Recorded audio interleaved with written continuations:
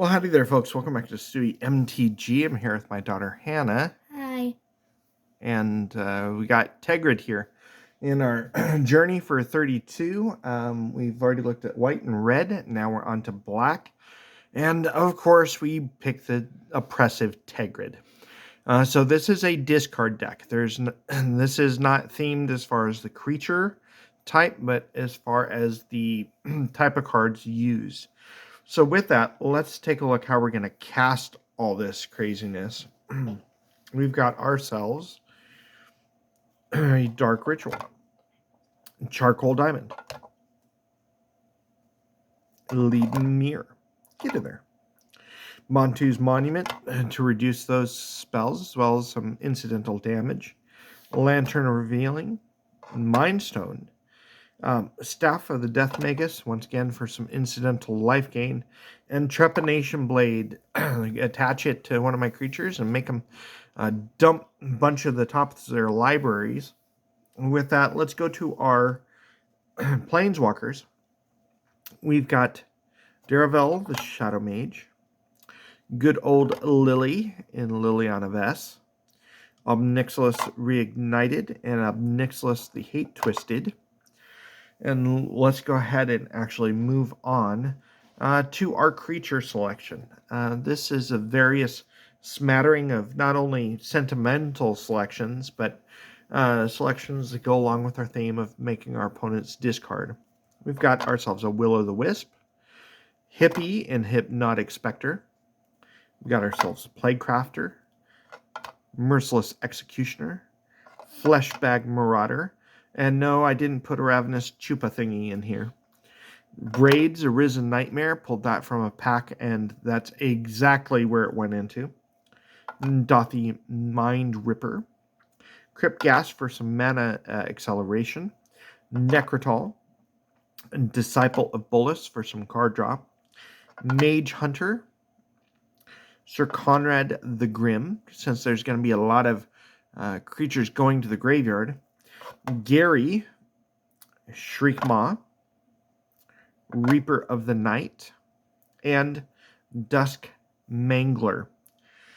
Let us go ahead and move to our enchantments that help us in our adventures and causing nightmares for our opponents. We've got Raider's Wake. Each time they discard, they lose 2 life. We've got ourselves a Saga and Braid's Frightful Return. Shrieking Affliction. If they have got very few cards in hand, they get damage. I have considered putting the rack in here as well. I'm sure I can make room for it.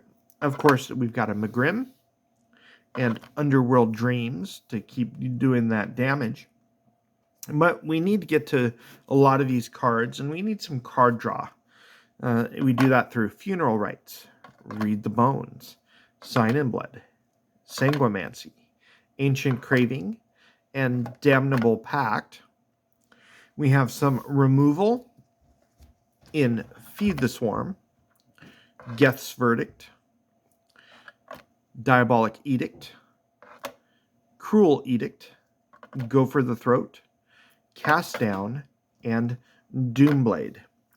And in the section of people are not really going to be expecting it, we've got Withering Boom as a counterspell, as well as Dash Hopes, and a good old-fashioned Corrupt to do some direct damage.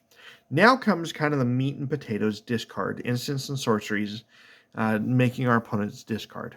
We've got a nice fancy Duress, Harsh Scrutiny, Despise, Blackmail, Smallpox, Mind Swords, a good old-fashioned Hymn to Turok, Agonizing Remorse, Extract the Truth, Atrocious Experiment, Mind Drain, Go Blank, Mind Rot, Demigorgon's Clutches, Dark Deal, Siphon Mind, Mind Sledge, and lastly, Mind Stab.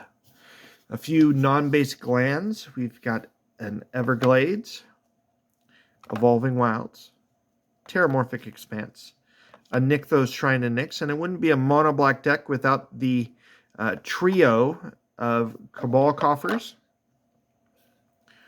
Crypt of Agadim, and Urbog, Tomb of Yawgmoth. With that, this has been Braids. I don't really play it all that often. I know my daughter was kind of excited once she read it to play it. I know coming up there's going to be a 5 and 6 player game that we're going to be a part of, and I don't know if I should let my daughter play Braids. It's that oppressive. What do you guys think? Like, comment, subscribe below. She's very excited about it. Of course I am. With that, stay tuned as we take a look at Demon Tribal in Mono Black. This has been Stewie MTG, and we'll catch you later.